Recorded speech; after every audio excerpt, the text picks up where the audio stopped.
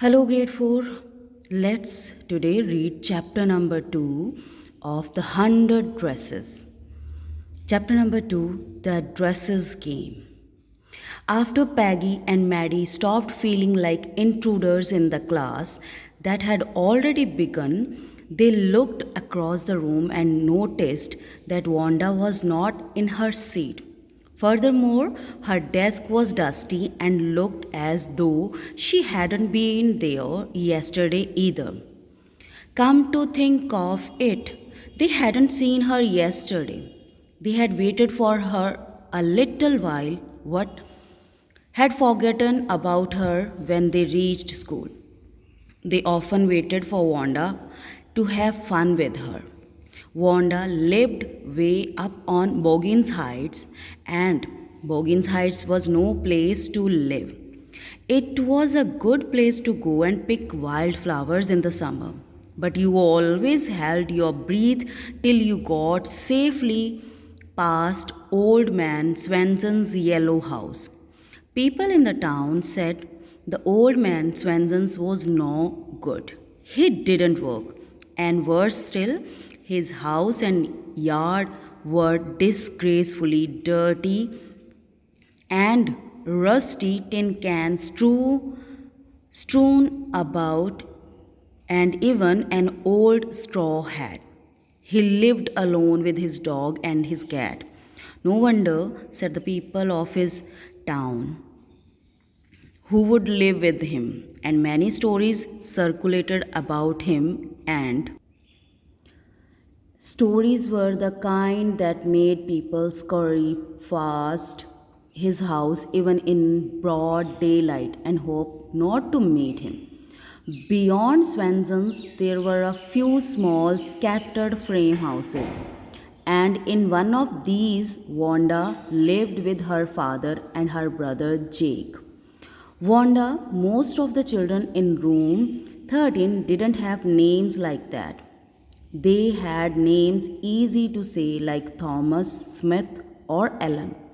There was one boy named Bounce, Billy Bounce, and people thought that was funny, but not funny in the same way that Patansky was.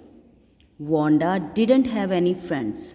She came to school alone and went home alone. She always wore a faded blue dress that didn't hang right. It was clean, but it looked as though it had never been ironed properly. She didn't have any friends, but a lot of girls talked to her. They waited for her under the maple trees on the corner of Oliver Streets, or they surrounded her in the school yard as she stood watching some little girls play hopscotch on the worn hard ground. Wanda, Peggy would say in a most courteous manner, as though she were talking to Miss Mason or to the principal, perhaps.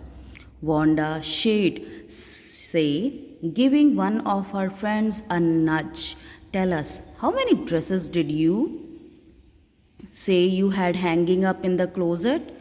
100, said Wanda. 100, exclaimed all the girls incredulously, and the little girls would stop playing hopscotch and listen. Yeah, 100, all lined up, said Wanda. Then her thin lips drew together in silence. What are they like? All silk? I bet, said Peggy. Yeah, all silk, all colors. Velvet too. Yeah, velvet too. 100 dresses, repeated Wanda stolidly, all lined up in my closet. Then they'd let her go, and then before she'd gone very far, they couldn't help bursting into shrieks and peals of laughter. 100 dresses? Obviously, the only dress Wanda had was the blue one she wore every day. So, what did she say she had 100 for? What a story! The girls laughed derisively while Wanda moved over to the sunny place by the ivy covered brick wall of the school building where she usually stood and waited for the bell to ring. But if the girls had met her at the corner of Oliver Street, they'd carry her along with them for a way, stopping every few feet for more incurious questions. And it wasn't always dresses they talked about. Sometimes it was hats and coats and even shoes. How many shoes did you say you had? 60. 60. 60 pairs or 60 shoes? 60 pairs, all lined up in my closet. Yesterday you said 50, now I got 60. Cries of exaggerated politeness greeted this. All alike, said the girls. Oh no, every pair is different. All colors, all lined up. And Wanda would shift her eyes quickly from Peggy to a distant spot as though she were looking far ahead. Looking, but not seeing anything. Then the outer fringe of the crowd of girls would break away gradually, laughing, and little by little, in pairs, the group would disperse. Peggy, who had thought up this game, and Maddie, her inseparable friend, were always the last to leave. And finally, Wanda would move up to the street, her eyes dull and her mouth closed tight, hitching her left shoulder every now and then in the funny way she had finishing the walk to school alone. Peggy was not really cruel. She protected small children from bullies, and she cried for hours if she saw an animal mistreated. If anyone said to her, "Don't you think this is a cruel way to treat Wanda?" she would have been very surprised. Cruel? What did the girl want to go? And she had 100 dresses for. Anybody could tell that was a lie. Why did she want to lie? And she wasn't just an ordinary person. Else, why would she have a name like that? Anyway, they never made her cry.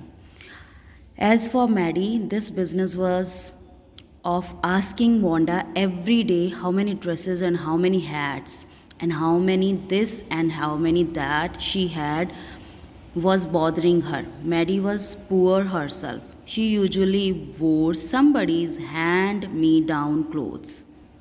Hand me down clothes means who given their old clothes to someone.